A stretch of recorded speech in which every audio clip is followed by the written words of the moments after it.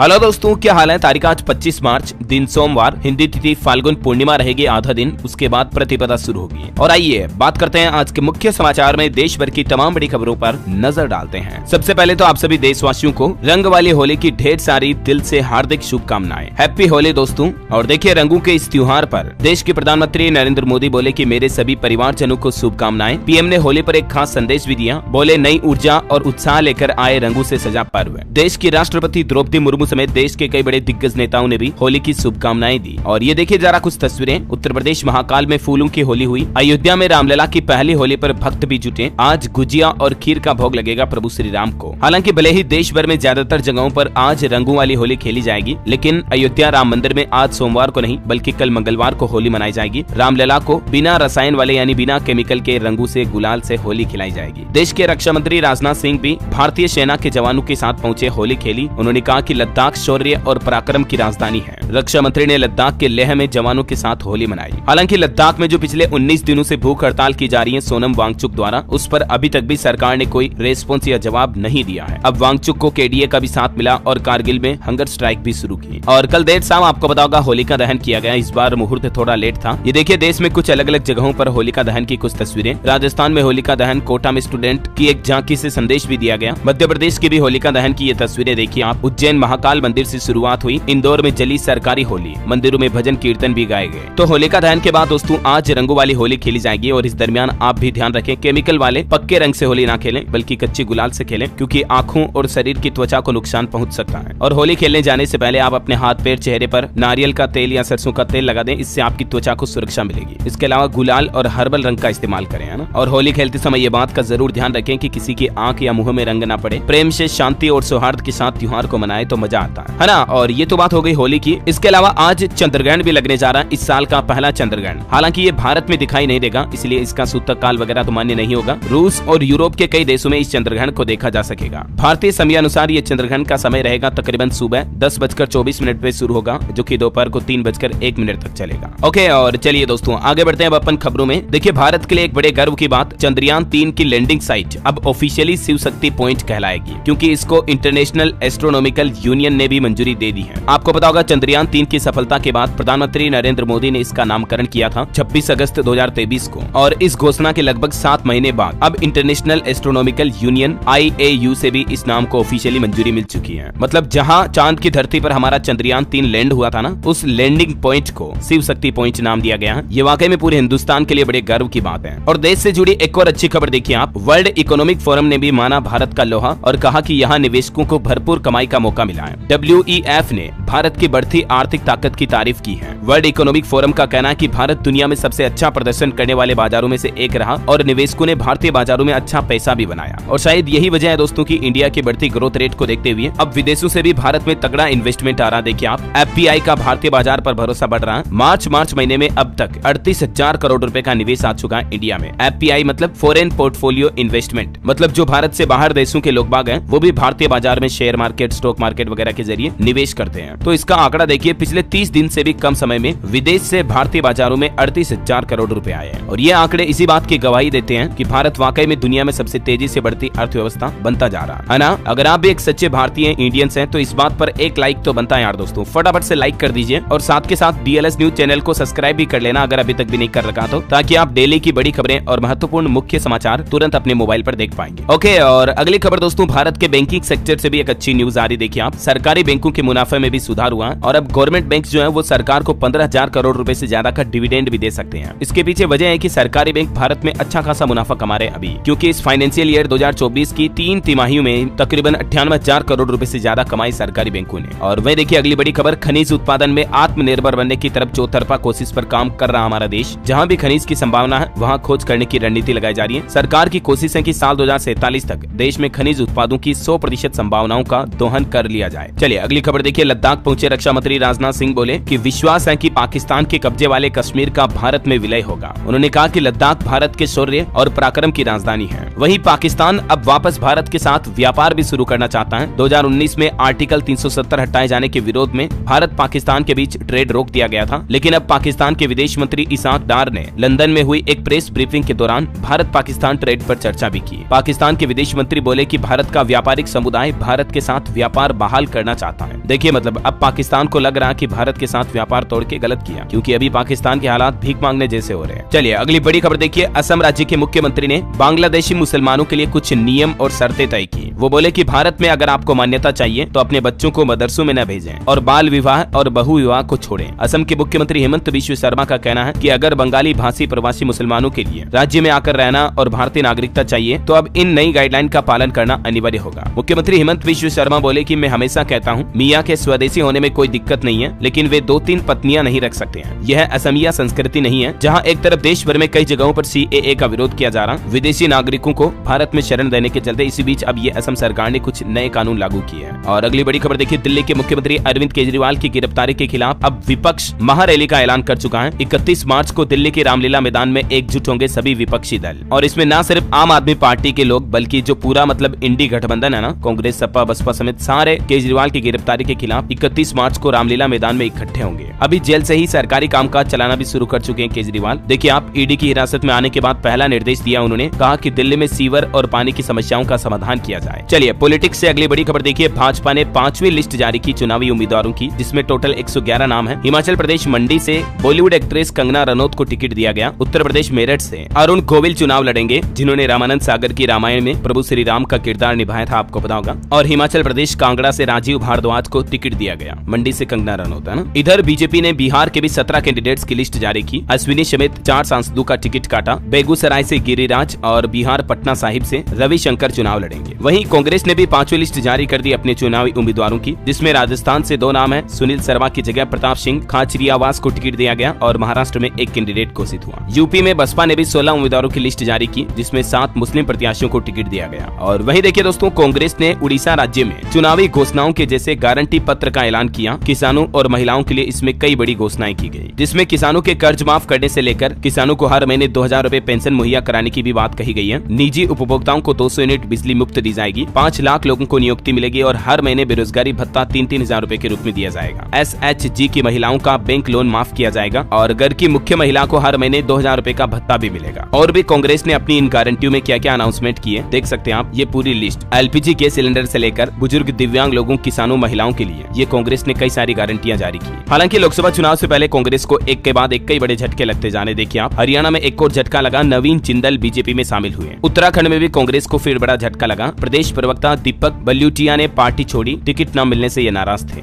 अभी आपको पता होगा दोस्तों, आदर्श आचार संहिता लगी हुई है और ये लागू होने के बाद कुछ राज्यों के आंकड़े देखिए आप। कर्नाटक में अब तक लगभग 16 करोड़ रुपए की नकदी जब्त की गई और राजस्थान में तो बहुत ही ज्यादा घोटाला दिख रहा। प्रदेश में आचार संहिता लागू होने के बाद 200 करोड़ रुपए से भी ज्यादा की जब्ती हुई, जिसमें अवैध शराब, नकदी और अन्य सामग्रियां भी शामिल हैं। हालांकि इस बार लोकसभा चुनाव के दौरान प्रत्याशियों के लिए चुनाव आयोग की तरफ से खर्चे पर भी लिमिट लगाई गई है। इस चुनाव में अनुमान लगाया जा रहा है कि टोटल 1.25 लाख करोड़ रुपए खर्च होंगे, जिनमें एक प्रत्याशी की लिमिट 95 लाख रुपए है, जबकि प्रत्याशी औसतन 6 करोड़ रुपए की राशि खर्च करेगा, है ना। तो ये लोकसभा इलेक्शन को लेकर अपडेट थे, मैंने आपको एक साथ बता दिए। और चलिए अगली बड़ी खबर देखिए दोस्तों। बड़ी चौंकाने वाली, हैरान करने वाली खबर, मोबाइल में ब्लास्ट हुआ और इससे 4 बच्चों की जलकर मौत हो गई। माता पिता की हालत अभी भी गंभीर है। उत्तर प्रदेश के मेरठ की ये घटना है। और राजस्थान में भी देखिए दोस्तों, कल एक बड़ी दुर्घटना हो गई। होली के त्योहार के मौके पर एक लोक कलाकार झंडा लेकर स्टेज पर प्रोग्राम कर रहे थे, तभी झंडा ऊपर जा रही 11 kV की लाइन से टच हो गया और करंट लगते ही जमीन पर गिर गया कलाकार। हैंड टू हैंड उनकी जान चली गई। राजस्थान सीकर में यह होली मिलन कार्यक्रम हो रहा था। कुछ और हादसों की खबर देखिए आप। महाराष्ट्र में भीषण हादसा हुआ, यात्रियों से भरी बस खाई में गिर गई, 3 लोगों की जान चली गई, जबकि 25 से ज्यादा घायल हो गए। महाराष्ट्र के अमरावती में यह दर्दनाक हादसा हुआ। मध्य प्रदेश में भी एक भीषण सड़क हादसे में एक ही परिवार के 4 लोगों की जान जाने की खबर है। तो प्लीज दोस्तों, हमेशा गाड़ी वगैरह धीरे चलाएं, मैं आपको आए दिन बार बार कहता रहता हूँ, राइट। चलिए आगे बढ़ते खबरों में देखिए आप। निवेशकों के लिए बड़ा अपडेट आ रहा। कल 26 मार्च को 6 बड़े IPO खुलने जा रहे हैं, जिनमें मेन बोर्ड की बात करें तो SRM कॉन्ट्रैक्टर्स लिमिटेड का IPO ओपन होगा कल एक तो। इसके अलावा SME सेगमेंट में भी 5 और बड़ी कंपनियों के IPO ओपन होने जा रहे हैं। वो कंपनियां कौन कौन सी हैं, उन सभी के नाम भी आप देख सकते हैं। SME का मतलब होता है दोस्तों स्मॉल एंड मीडियम एंटरप्राइजेस, यानी छोटे और मध्यम आकार के जो उद्यम बिजनेस होते हैं उनको SME बिजनेस कहा जाता है। तो इस तरह से टोटल ये 6 IPO ओपन होने जा रहे हैं। और इसके अलावा अगले महीने अप्रैल में भी एक बड़ा आईपीओ आ रहा है। नए वित्त वर्ष 2025 में 3 अप्रैल को यह आईपीओ खुलेगा भारतीय हेक्साकॉम कंपनी का,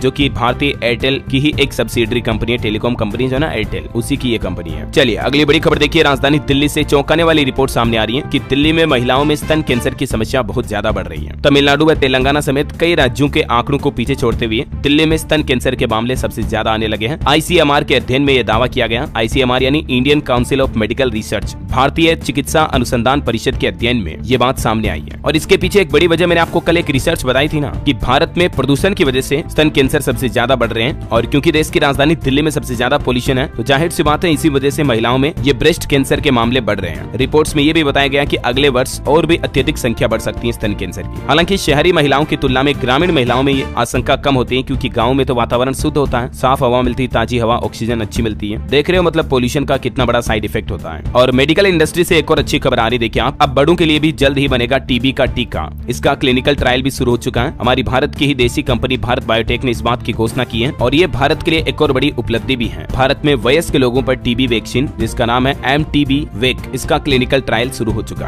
है ना। तो जल्द ही ये मार्केट में अवेलेबल होगी। बहरहाल अभी तो कुछ और महत्वपूर्ण और काम की खबरें देखेंगे दोस्तों, लेकिन फिलहाल आज के मौसम समाचार पर नजर डाल लेते हैं। देखिए होली के मौके पर राजस्थान में आज बारिश का अलर्ट है। भारत पाकिस्तान बॉर्डर इलाके में बूंदाबांदी भी हो सकती है। झारखंड में भी होली पर बारिश की चेतावनी, 8 जिलों में आकाशीय बिजली गिरने की भी संभावना है। फिर परसों 27 मार्च से वापस मौसम साफ हो जाएगा। गुजरात में, सौराष्ट्र और कच्छ में अगले 5 दिन येलो अलर्ट है। हालांकि ये अलर्ट बारिश के लिए नहीं, बल्कि हीट वेव यानी गर्म हवाओं को लेकर मौसम विभाग ने चेतावनी दी है। लू चलना शुरू हो जाएगी, मतलब तेज धूप में आप ना निकले, है ना। स्काईमेट वेदर की रिपोर्ट के मुताबिक अगले 24 घंटों के दौरान और भी मौसम की संभावित गतिविधियां क्या रह सकती हैं, जानकारी आप देख सकते हैं। पंजाब, उत्तरी राजस्थान और हरियाणा, साथ ही उत्तर प्रदेश के कुछ हिस्सों में हल्की फुल्की बारिश की संभावना है। भारत के अलावा दुनिया के एक और देश देखिए दोस्तों, ब्राजील में भी एक बड़ा तगड़ा तूफान आया पेट्रोपोलिस में, और 24 घंटों में ही 10 इंच तक बारिश हुई। इस तूफान की वजह से कितनी तबाही मच गई देख सकते हैं आप तस्वीरें, 13 लोगों की जान चली गई। ओके, और चलिए मौसम के बाद आगे बढ़ते हैं खबरों में। देखिए आप, टेक्नोलॉजी न्यूज से अपडेट आ रहा, ब्रेन में न्यूरा चिप लगे पेशेंट ने अब सिर्फ सोचकर ट्विटर पर पोस्ट भी कर दिया। अभी 3 दिन पहले आपको पता होगा, न्यूरा लिंक लगाए हुए एक पैरालिसिस के पेशेंट ने चेस गेम भी खेला था। मैंने आपको इसका न्यूज अपडेट बताया था। और अब इस न्यूरा लिंक के चिप ट्रायल में एक और सफलता मिली है। ट्विटर पर पोस्ट कर दिया सिर्फ सोच कर, दिमाग से, मतलब दिमाग में जो चिप लगाने का काम कर रही है ये एलोन मस्क की कंपनी, इसका ट्रायल सफल रहा। ये वाकई में दोस्तों दुनिया की अब तक की सबसे बड़ी खोज होगी। एलोन मस्क का कहना है कि रोबोटिक प्रणाली से चिप लगाई जाती है इंसान के दिमाग में, और इससे पेशेंट की रिकवरी भी बेहतर होगी। पैरालिसिस का मरीज भी चल फिर सकेगा,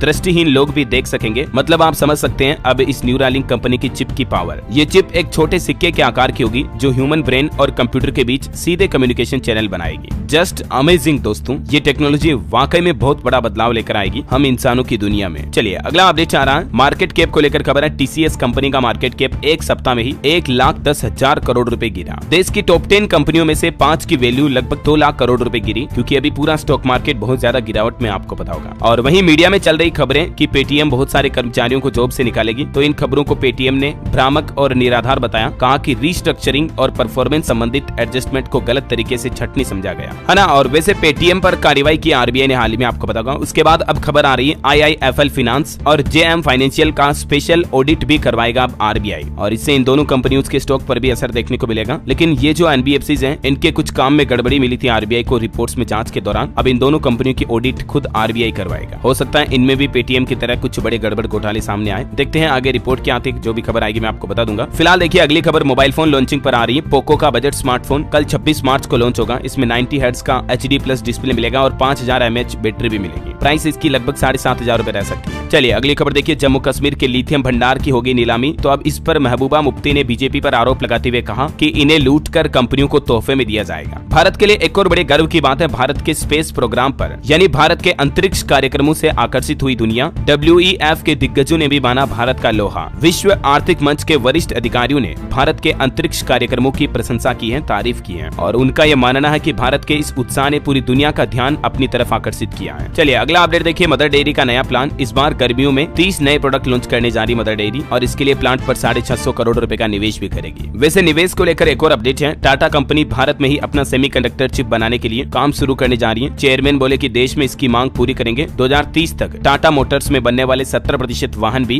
ग्रीन एनर्जी से चलेंगे। ये टाटा कंपनी की तरफ से बड़ी घोषणा की गई है। और इलेक्ट्रिक व्हीकल को लेकर एक अच्छी रिपोर्ट देखिए आप। इलेक्ट्रिक व्हीकल की नई पॉलिसी से बाजार में जोश देखा जा रहा। मारुति सुजुकी, महिंद्रा एंड महिंद्रा और टाटा मोटर्स जैसी बड़ी कंपनियां भी अब नए ईवी लॉन्च करने जा रही है। यानी ये कंपनियां और भी जल्द ही नए नए इलेक्ट्रिक व्हीकल, इलेक्ट्रिक गाड़ियां, कारें बाजारों में उतारेगी। भारत के लिए एक और बड़ी रिपोर्ट देखिए आप, खरीद क्षमता के आधार पर भी जर्मनी और ब्रिटेन जैसे देशों से भी आगे है हमारा भारत। यूके से तो 3.5 गुना ज्यादा बड़ी है इंडियन इकोनॉमी। मतलब भारत में लोग बाग खरीदारी ज्यादा करते हैं, बाय करना, परचेज करना, खरीद क्षमता भारत की दुनिया के दूसरे देशों के मुकाबले ज्यादा है। मतलब चलिए अगली खबर है, हाल ही में आपको बताऊंगा कुछ महीनों पहले डॉक्टर विवेक बिंद्रा और संदीप माहेश्वरी का झगड़ा हुआ था। यूट्यूब पर दोनों ने एक दूसरे के ऊपर काफी आरोप प्रत्यारोप लगाए थे। तो इस केस पर अब एक नया अपडेट आना, डॉक्टर विवेक बिंद्रा द्वारा कोर्ट का दरवाजा खटखटाने के बाद अब Faridabad district and session court ने शिकायत के आधार पर इन 2 धाराओं में संदीप माहेश्वरी के खिलाफ कार्रवाई करते हुए आपराधिक मानहानि के मामले में संदीप माहेश्वरी को समन जारी किया और 2 अप्रैल को उन्हें कोर्ट में पेश होने का आदेश भी दिया है। कोर्ट ने उन पर आरोप लगाया कि आपने विवेक बिंद्रा की छवि खराब करने का प्रयास किया। इस झगड़े की शुरुआत बीते साल 11 दिसंबर 2023 से हुई थी, आपको पता होगा। अब देखते हैं कोर्ट के इस फैसले पर आगे क्या अपडेट आता है। जो भी खबर आएगी मैं आपको बता दूंगा। फिलहाल देखिए आप अगला अपडेट, कर्नाटक सरकार ने सुप्रीम कोर्ट में याचिका लगाई, कहा कि हमारी पानी की किल्लत दूर करने के लिए केंद्र सरकार को फंड रिलीज करने का निर्देश दे सुप्रीम कोर्ट। चलिए अगला अपडेट देखिए, पंजाब के 15,000 शिक्षकों को जल्द ही मिलेगी सैलरी। सरकार ने जारी किए 102 करोड़ रुपए। रुका वेतन भी मिल पाएगा। 24 दिन से इंतजार था तो अब आखिरकार वो खत्म होगा। पंजाब में होली के साथ ही होला महल्ला भी शुरू हुआ। ये एक तरह का सांस्कृतिक कार्यक्रम है जिसमें घोड़ों पर करतब भी दिखाते हैं कलाकार, देख सकते हैं आप तस्वीरें। अनंतपुर साहिब में 3 दिन जुटेंगे लाखों लोग, निहंग भी दिखाएंगे करतब। वैसे पंजाब के संगरूर में आपको पता होगा जहरीली शराब से तकरीबन 21 लोगों की मौत हो चुकी है। अब